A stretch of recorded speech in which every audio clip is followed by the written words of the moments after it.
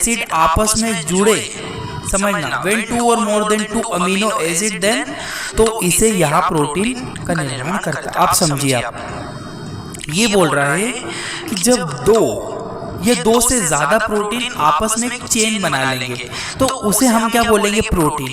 अब प्रोटीन को समझने से पहले हमको समझना जरूरी है कि ये अमीनो एसिड क्या है, क्योंकि आप एक चीज को ध्यान रख लो, प्रोटीन बना ही अमीनो एसिड से है ना।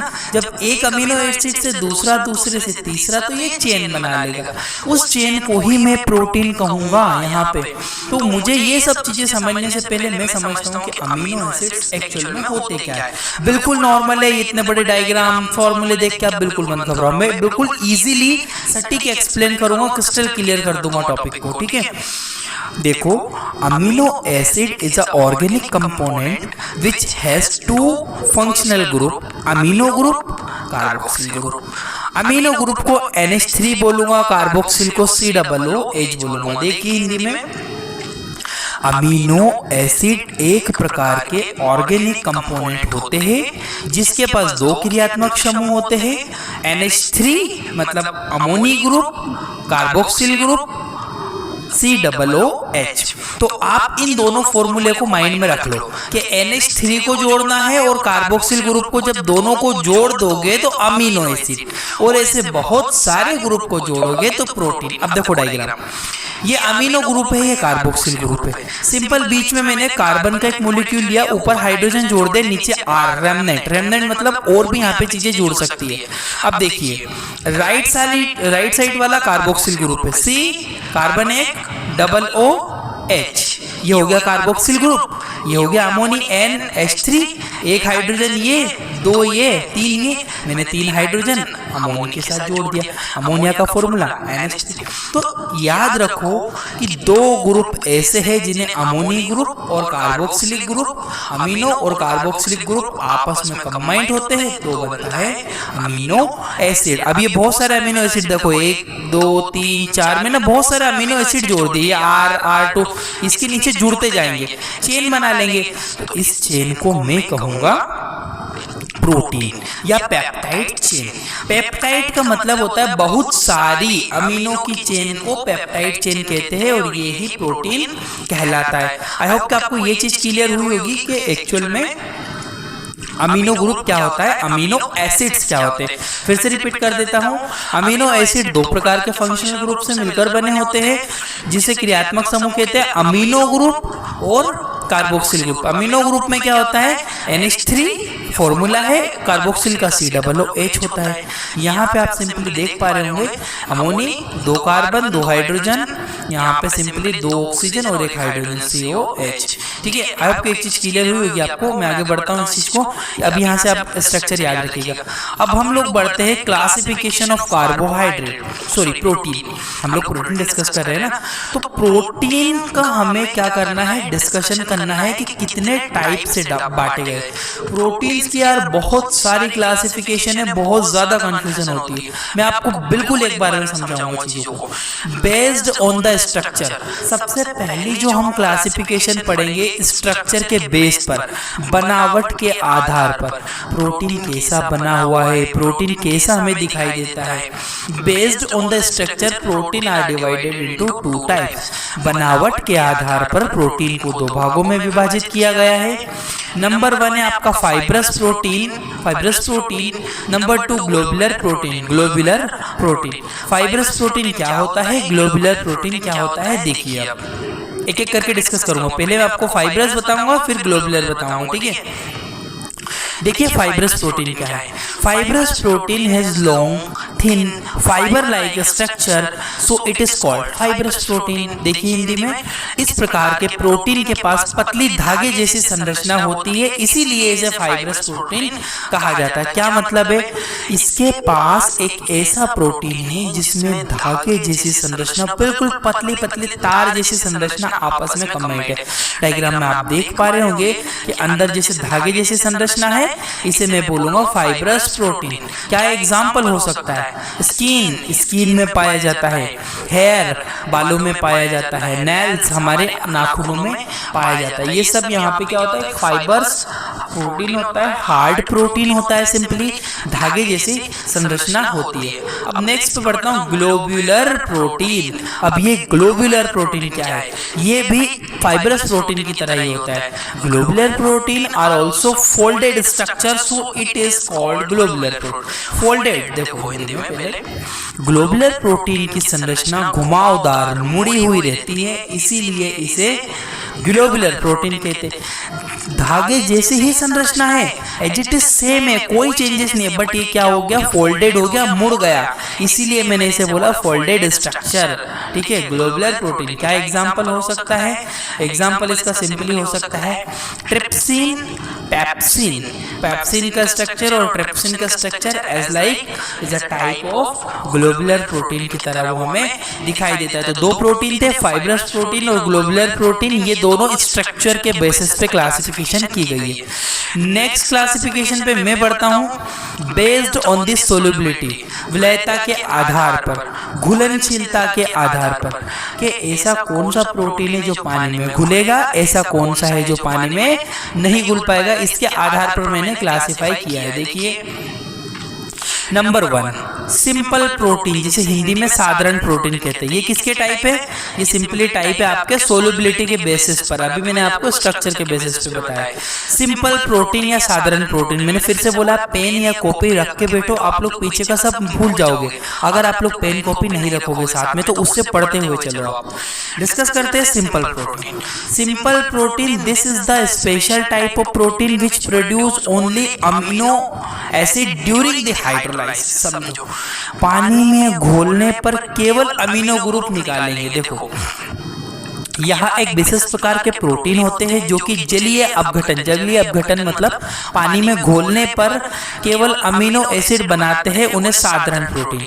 सिंपल बात करूं मैं आपसे, अब ऐसे एक एग्जांपल देता हूं आपको, सबको माइंड में। आप कलर लोगे, तो कलर को जब आप वाटर में घोलोगे तो आपको रेड कलर का आपने घोला तो आपको पूरा पानी रेड ही होता है। ऐसा नहीं कि कहीं कहीं पीला, कहीं कहीं नीला दिखाई दे रहा है, ऐसा होता है क्या? कभी नहीं होता है। तो क्या है, वो खाली रेड कलर से मिलकर बना है। तो ऐसे प्रोटीन जो केवल और केवल अमीनो एसिड से मिलकर बने होते हैं, उन्हें साधारण प्रोटीन कहेंगे। और यदि उसमें कुछ और एडिशनल चीजें जोड़ दूं मैं, यदि अमीनो ग्रुप में मैं फॉस्फेट जोड़ दूं, कार्बोहाइड्रेट जोड़ दूं और अदर लिपोप्रोटीन जोड़ दूं, लिपिड वाला मॉलिक्यूल जोड़ दूं, तो ये क्या होगा? इसमें कुछ एडिशनल चीजें आकर जुड़ गई है। सिंपल याद रखो, साधारण प्रोटीन मतलब केवल बेचारा अमीनो एसिड, वो कुछ नहीं खाता पीता, खाली अमीनो एसिड से बना होता हो। ठीक है, आगे देखिए एग्जाम्पल क्या हो सकते हैं। एल्ब्यूमिन सिंपल प्रोटीन का एग्जाम्पल है, याद रखिएगा, बहुत इंपॉर्टेंट है। आपको 110% आपकी गवर्नमेंट एग्जाम प्रिपरेशन कर रहे हो तो वहां पे आएंगे ये क्वेश्चन, या फिर आपकी main exam, nursing, lab technician, OT, हर जगह पे ये क्वेश्चन पूछे जाएंगे। Albumin is a example of simple protein. Gluten जो कि गेहूं में पाया जाता है, आपको डिटेल बताऊंगा आगे में। उसके बाद प्रोलामीन, हिस्टोन, प्रोटामीन और स्क्लेरोप्रोटीन, ये कुछ इंपॉर्टेंट एग्जाम्पल है जो आपकी याद रखिएगा कि एल्ब्यूमिन, ग्लूटेन, प्रोलामीन, हिस्टोमीन, हिस्टोन और प्रोटामीन और स्क्लेरोप्रोटीन। तो ये कुछ इंपॉर्टेंट एग्जाम्पल है आपके सिंपल प्रोटीन के। अब इन सब के बारे में, एल्ब्यूमिन, ग्लूटेन, प्रोमालिन, हिस्टोन और इन सब के बारे में हम लोग डिटेल से समझते हैं एक एक करके क्या होता है। पहले एल्ब्यूमिन को हम देखते हैं, आइए बढ़ते हैं नेक्स्ट पेज पे। सिंपल में एल्ब्यूमिन, अब ये एल्ब्यूमिन क्या होता है? Albumin soluble in water, acid and base. मैंने आपको पहले ही बोला है कि ये जो क्लासिफिकेशन होगी किसके बेसिस पे होगी? ये क्लासिफिकेशन सोल्युबिलिटी के बेस पर, घुलनशीलता के आधार पर। तो मैं पहले चीज ये देखूंगा कि एल्ब्यूमिन पानी में घुलेगा या नहीं, तो ये जीत गया, ये घुल जाएगा। एल्ब्यूमिन पानी में घुल जाता है, अम्ल क्षार के विलय रहता है, मतलब घुल जाता है, विलय रहता है, उसमें घुल जाता है। ठीक है, एसिड और बेस में भी विलय हो जाता है। Albumin convert into coagulate during the heat. गर्म करने पर यह जम जाता है। देखो अंडे में पाया, एग्जाम्पल देखो पहले, एग्जाम्पल एग एल्ब्यूमिन अंडे में भी पाया जाता है और सीरम, पेशेंट की जो मरीज रहता है उसका सीरम सेपरेट करते हैं उसमें। तो जो एल्ब्यूमिन एग में है, अंडे में आपको सबको पता है, अंडे को जब आप गर्म करोगे तो जम जाएगा, कोआगुलेट हो जाएगा, इसी टाइप से सीरम होती है। ठीक है, तो आई होप आपको एल्ब्यूमिन समझ में आएगा कि एल्ब्यूमिन जो होता है पानी में घुलनशील होता है, वाटर सोल्यूबल होता है, गर्म करने पे जम जाता है। एग्जांपल है egg albumin, serum albumin. Next आपका था ग्लूटेन। अब ये ग्लूटेन क्या होता है? Gluten insoluble in water but it is soluble in acid and base. ये बोल रहा है कि जो ग्लूटेन होता है आपका जल में नहीं घुलता पर अम्ल और क्षार में आसानी से घुल जाता है। ग्लूटेन एग्जाम्पल कहा होता है ग्लूटेन, यह गेहूं में पाया जाता है। मैंने आपको पहले बताया था कि गेहूं में ग्लूटेन फ्री, अगर आपने बहुत सारी चीजों पे देखा होगा तो उस पर लिखा रहता है ग्लूटेन फ्री। ग्लूटेन फ्री मतलब कि इसमें ग्लूटेन नहीं पाया, जैसे ओट्स वगैरह देखे होंगे उसमें ग्लूटेन फ्री रहता है। मक्के का जो आटा रहता है मक्के ग्लूटेन फ्री। आपने देखा है जब आप गेहूं के आटे को गूंथते हो तो गेहूं का आटा एकदम बंध जाता है, आपस में चिपका, जबकि वही बात अगर मैं बात करूं उसकी मक्के के आटे की तो मक्के में ये नहीं रहता है, उसमें नहीं पाया जाए। तो आप याद रखना ग्लूटेन एक ऐसा प्रोटीन है जो खाली गाय में पाया जाएगा आपका। नेक्स्ट डिस्कस करता हूं मैं आपसे सिंपल प्रोटीन के प्रोलामीन के बारे में। अब ये प्रोलामीन क्या होता है? This is insoluble in water. ये कहा है इनसोल्यूबल इन वाटर, पानी में सोल्यूबल नहीं होता है, यह जल में विलय नहीं है। एग्जाम्पल क्या हो सकता है प्रोलामीन का? एग्जाम्पल है यहाँ भी गेहूं में पाया जाता, प्रोलामीन भी हमें गेहूं के अंदर ही मिलेगा। नेक्स्ट एग्जाम्पल था हिस्टोन। अब ये हिस्टोन क्या होता है? This is soluble in water, ये पानी में घुलनशील होता है, ये जल में विल जाएगा, विलय रहता है। एग्जाम्पल क्या होता है हिस्टोन का? सिंपल एग्जाम्पल याद रखिएगा हीमोग्लोबिन। हीमोग्लोबिन हिस्टोन प्रोटीन होता है। नेक्स्ट बढ़ते हैं स्क्लेरोप्रोटीन। अब ये स्क्लेरोप्रोटीन क्या है? This is insoluble in water, पानी में नहीं घुलेगा। एग्जाम्पल कैरेटिनिन। कैरेटिनिन एक हार्ड फॉर्म में होता है। अगर आपने देखो स्किन पे अगर आपने ऑयल वगैरह अप्लाई नहीं किया तो जो व्हाइट जो कैरेटिन स्किन के ऊपर हार्ड लेयर निकलती है ना, वो होती है आपकी कैरेटिन, स्क्लेरोप्रोटीन का। नेक्स्ट बढ़ता हूं आपको। अब नेक्स्ट आता है आपका कॉन्जुगेट प्रोटीन। वो आपको मैंने एग्जांपल डिस्कस करे। अब मैं आपसे बात करूंगा कॉन्जुगेट प्रोटीन नंबर 2 पे। सोल्युबिलिटी के बेस पर नंबर 1 था सिंपल प्रोटीन, दूसरा है कॉन्जुगेट प्रोटीन जिसे हिंदी में संयुग्मित प्रोटीन भी कहते हैं। अब देखिए ये संयुग्मित प्रोटीन या कॉन्जुगेट प्रोटीन होता क्या है? This is a special type of protein which made up different amino acid and they also has some additional property। क्या बोलना चाहता है? यह विशेष प्रकार का प्रोटीन होता है जिनमें बहुत सारे अमीनो एसिड पाए जाते हैं। ठीक है, अमीनो एसिड तो हर प्रोटीन में होते हैं, बट इसमें साथ में कुछ और स्पेशल तत्व भी पाए जाते हैं संयुग्मित। कॉन्जुगेटेड का मतलब ही यही है कि वो किसी और सब्सटेंस के साथ भी जुड़ा हुआ है। देखिए न्यूक्लियोप्रोटीन एग्जांपल है उसका, न्यूक्लियोप्रोटीन, फॉस्फोप्रोटीन, ग्लाइकोप्रोटीन, क्रोमोप्रोटीन, और भी होता है आपका लाइपोप्रोटीन, और भी बहुत सारी चीज होती है। तो ये चीज आप नॉर्मली एग्जांपल याद रखिएगा, न्यूक्लियोप्रोटीन, फॉस्फोप्रोटीन, ग्लाइकोप्रोटीन, क्रोमोप्रोटीन। इन चारों को मैं आपको डिस्कस करता हूं कि ये न्यूक्लियोप्रोटीन, फॉस्फोप्रोटीन, ग्लाइकोप्रोटीन और क्रोमोप्रोटीन होता क्या है। तो याद रखिएगा कॉन्जुगेटेड प्रोटीन को संयुग्मित प्रोटीन भी कहते हैं। ये हिंदी में ये प्रोटीन में क्या होता है, अमीनो एसिड तो होते पर उनके साथ कुछ एडिशनल तत्व। अब वो एडिशनल तत्व क्या है मैं आपको आगे डिस्कस करता हूँ उसका।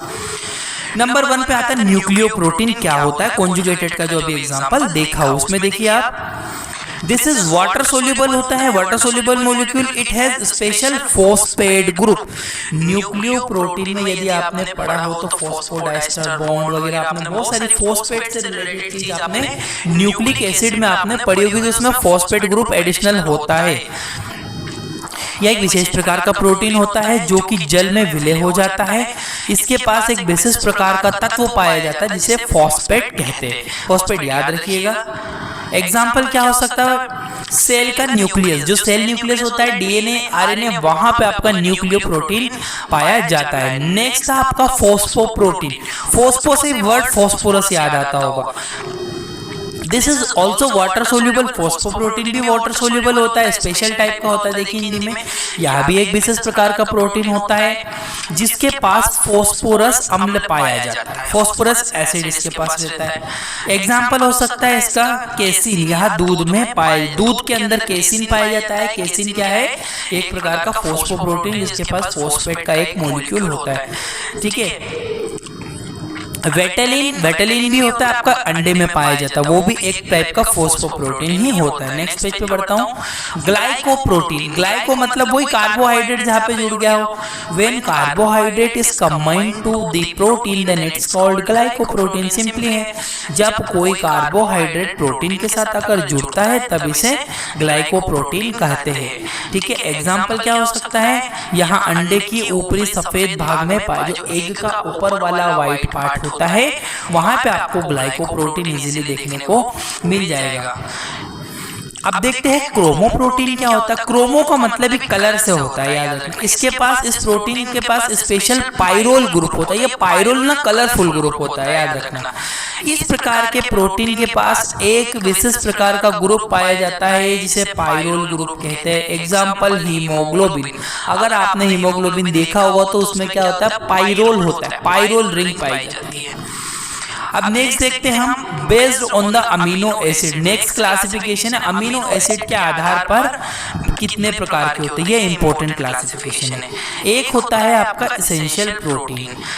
इसमें क्या होता है ये समझो, this is type of protein which can not synthesise by the body. This type of protein can only obtain by food. क्या बोल रहा है हिंदी में देखो, यहाँ भी एक विशेष प्रकार का प्रोटीन है जो कि शरीर के द्वारा नहीं बनाया जा सकता। इसको केवल बाहरी फूड से लेते हैं, जो कि हमारी बॉडी खुद नहीं बना पाती। ऐसे प्रोटीन को एसेंशियल मतलब बाहर से एसेंशियल है, रिक्वायर है वो।